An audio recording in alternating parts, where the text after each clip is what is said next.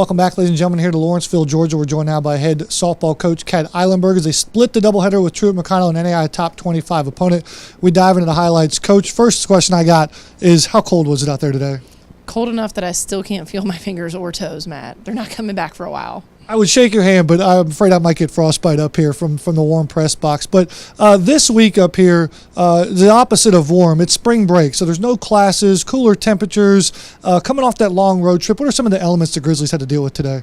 Sure, we're really focusing on how this is going to make a postseason feel. In the postseason, we don't have classes. We start the AI tournament at the very end of exams. You know, if we're fortunate to win the AI, we get into the opening round, no classes. So we're trying to create routines where we get up, we have team breakfast, we get together in the locker room and go through our routine to try and prepare to win. Grizzlies got out to a 6-0 lead in game number one and then held on in the back half of game number one.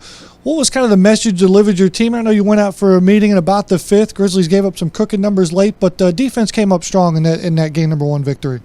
Yeah, it was about playing through the elements that you were being dealt with. So it's just like a rain game or just like a game that's exceptionally hot. This one was exceptionally cold.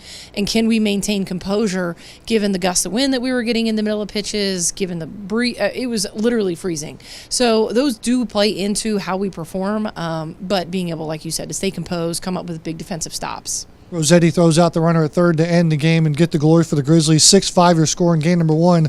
Then in game number two, some more adversity comes our way. Our starter and Piper Wagner takes a line drive off the ankle, and now you've got to insert a freshman right into the game in the heat of things versus the ace for Truett McConnell. What's your assessment of Alexa Good here today? Yeah, if we had played clean defense behind her, we're talking different right now. You're not interviewing me. I mean, we really didn't protect the softball. We let them control the game because we let ourselves worry about the next play instead of that moment. And so we do focus on that in practice. We've seen that quite a bit in practice. So it's a point of emphasis that unfortunately just showed itself during our game today. Another first for the Grizzlies outside of the five errors is a Sydney Wilhite triple. Bases loaded, clearing triple, ties this ball game up. You got to think new life for the Grizzlies. And then again, more elements as that wind kind of blows the ball over the right field fence. Yeah, well, Sydney's triple, first of all, was an excellent hit by her because they were just hammering our power hitters away. So she stayed on the ball, she extended through it, and she beat the right fielder. She hustled it out. So she's just such a great athlete for our program. We're so fortunate to have people like Sydney and Ray and Holly who get on in front of her, and Aubrey Cox doing her great job this past couple weeks. So the wind, though, really took that one ball. And again, it deflates you a little bit because you get a ground ball, it's a bouncy ground ball on a hard surface, can't make a stop, and then you just watch a pop fly to right float out of the ballpark, and it's just frustrating, but it's part of the game. As frustration turns into tomorrow, another doubleheader tomorrow with Ame Maria. Again, the spring break, colder temperatures. What do you address your team today after the doubleheader, and what kind of adjustments can you do overnight going into tomorrow? It's all between the ears, Matt. I mean, if they think that they are the better team and they believe that they are the better team, a lot of good things will happen.